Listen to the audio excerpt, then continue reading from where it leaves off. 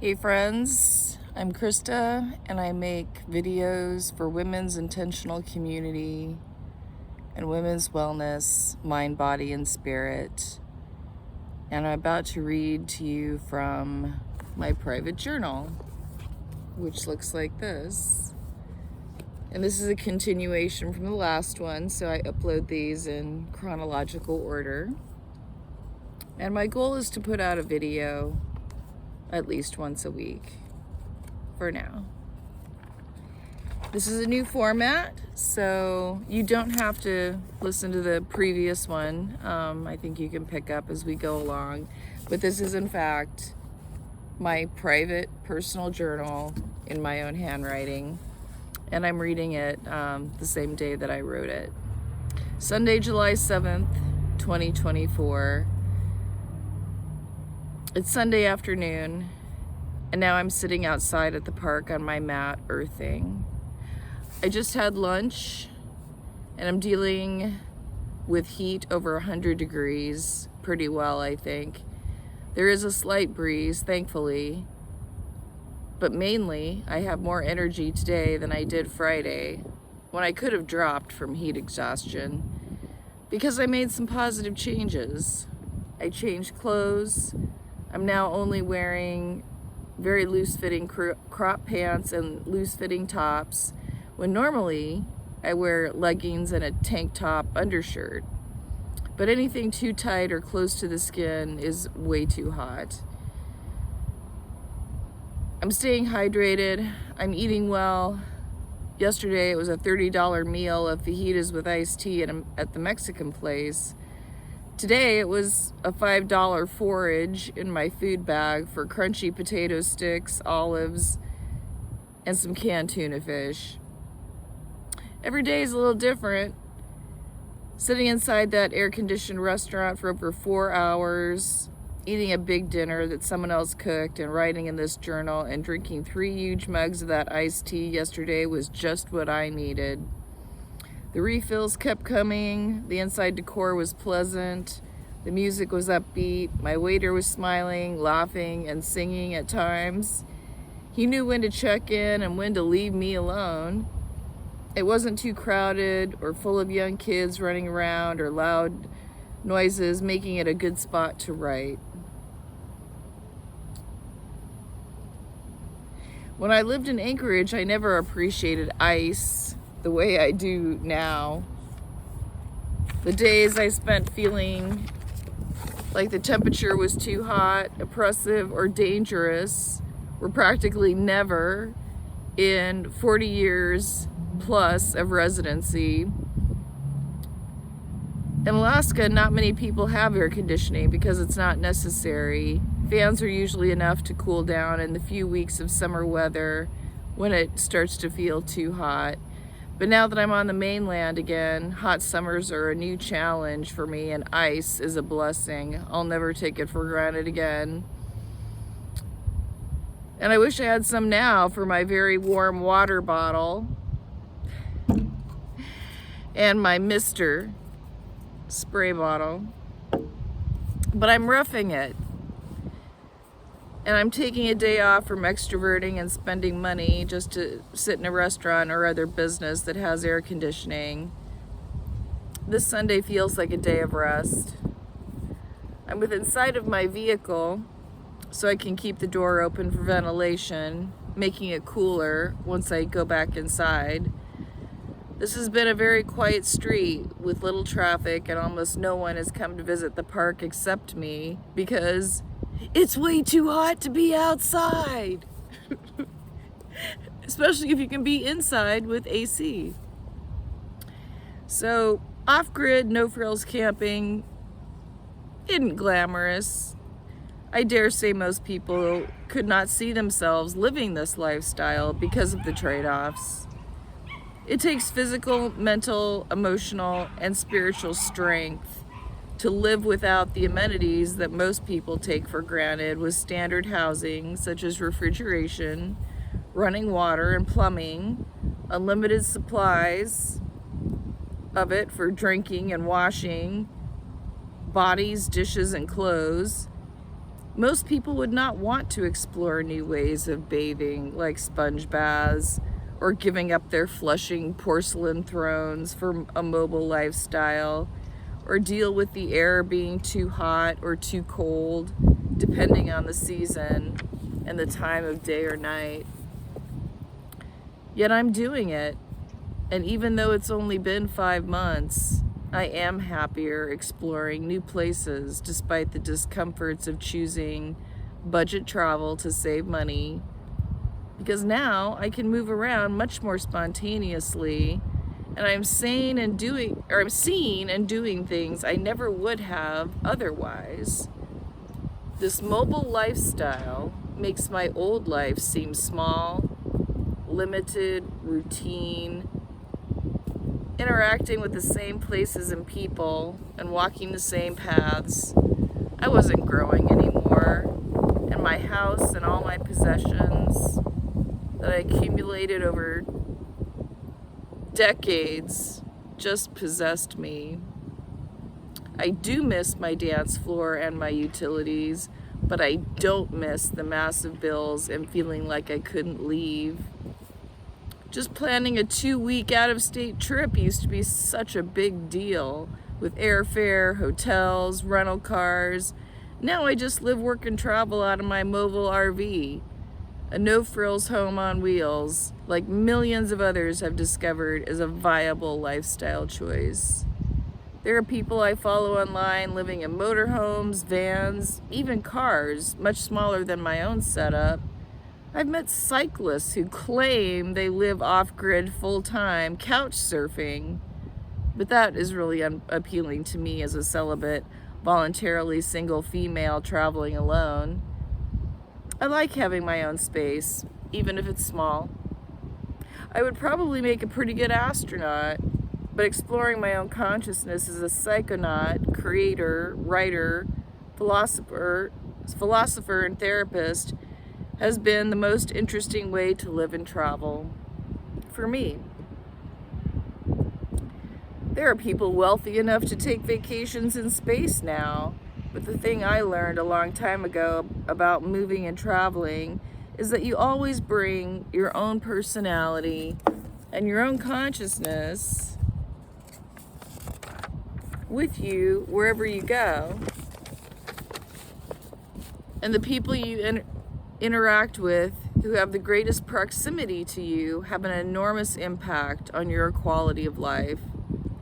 Every time I traveled with the wrong partner, I had no fun and brought back horrible memories of how I would have had more fun alone. Now I appreciate my own company and don't feel insecure about doing things alone, even as a woman in a world that is still mostly underdeveloped when it comes to seeing females as people. The world is run by men, and women have less power to control their choices and outcomes, being excluded from fraternal networks and the usual men helping men, mentorships, brotherhoods, business networks, etc. Bottom line, women have much less economic power and always have, unless born into big money or marrying it. When I was younger, I never was interested in using my youth or appearance to find a rich man to marry and secure a financial future, although I was encouraged to do so. I could have, but it would have meant living a lie, at least to me. For some women, marrying is a necessity, and marrying a high earner is just smart and practical. To me, contractual relationships seem like a prison. I never fantasized about marriage. I've always had a love-hate relationship with the male gaze, and I guess I still do. What's changed is that now that I'm over 50, with over 30 years logged, ages 14 to 44, spent exploring relationships before I adopted a much more stress-free, non-sexual, non-romantic life, I learned to transcend the male gaze. I learned to please myself, stop spending time playing the games and all the vanities. And now, all I really want is to explore women's community, friendships, and collaborations. I haven't had enough good female friends. I moved so many times I never stayed in contact with my high school friends and college roommates. I left 2 religious cults. No relationships I wanted to keep alive there. I made some friends at different jobs, but they were almost always women with families and husbands and kids who came first. Being self-employed, as I have been for over 10 years, means finding community with people I serve and peers who share my lifestyle and interests. It's the reason that motivates me to create for YouTube. Either there's an audience for it or there isn't. There's only one way to find out. Everything I've done in life feels like an exploration and an experiment to get me where I am today. The trade-offs I made, the minority status that I accepted staying unmarried and child-free, allowed me to read, study, travel, and ultimately find a spiritual center and liberation from any romantic infatuations. I became like a nun and found greater inner peace and creativity than I ever could achieve with a partner. I never think about my old sex life. If I try to, it makes me cringe. Most of it I had to be drunk just to participate in. But that was a long time ago. My life is rich in simplicity now, and I like it that way. I gave up almost every addiction, distraction, crutch, false security, and mainstream myths society serves up to the public. I stopped believing in the lies of hypocrites and criticisms of those who don't know me or understand my personality any more than they know or understand themselves. And now I've had a new idea that I think will be a sustainable way to meet my goal of putting out a weekly video. It will either be appreciated and valued or it won't. As much as I have enjoyed making and editing video montages, adding the intros and the outros, the titles, the captions, the B-roll, the special effects, and the music, I don't feel like I have the time or the bandwidth right now to make them and upload them consistently. I would love to share my photos and videos with the world more, especially because I am authentically the entire creative control and production team. My photos and videos are very interesting to me, but I think people may be more interested in what I write in my journal and what someone with a 40-plus year journaling practice writes about, especially if I have the courage to read it out loud. The truth is, I write much like I speak. The monologue in my head is pretty close to what appears on the page. I used to use journals to chronicle all my stresses, complaints, gripes, and feelings, mostly about past trauma and crimes perpetrated upon me. It gave me an outlet to vent without being unlikable, telling the same stuff to people and bringing them down. I've had so many self-centered downer types try to become a part of my life. The last thing I want to do is be just another downer and complainer for people with my speech offering zero solutions, self-help, or problem solving. I want to build people up and help them rediscover the beauty in life, the simple things, and to help them recover the lost joy and the lost traumatized parts of themselves. We live in an often unfriendly world. We have political wars, gender wars, religious wars, lots of war, but not much peace. There is love inside every person and love in the world, but all the war makes most of it inaccessible, forgotten, unpromoted, conditional, and or behind some pay threshold or other gate. True spiritual fulfillment is a direct connection with divinity. There is no gatekeeper. You don't pay with cash, coin, or credit. You pay with time, study, desire, devotion, contemplation, and noticing the contrasts and the extremes, the opposites, the middle way, balancing everything in moderation and building and living in a way that reflects what gives you a feeling of true purpose, self-respect, and value. People write marvelous books that are often highly authentic and autobiographical, yet how many people read them? I have boxes of old journals in storage I don't know what to do with. When we die, we can't take accumulated wealth with us any more than we can take the photo albums, the journals, the artworks, or all the books that we loved with us, let alone the people that we love. I believe we do take our inner monologues, though, our self-talk, our values, our character, our personalities, and our beliefs about how to treat others and ourselves.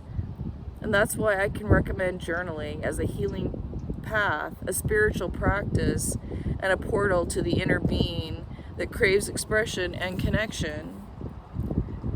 So I want to try reading my journal out loud as a new YouTube video format and see what happens.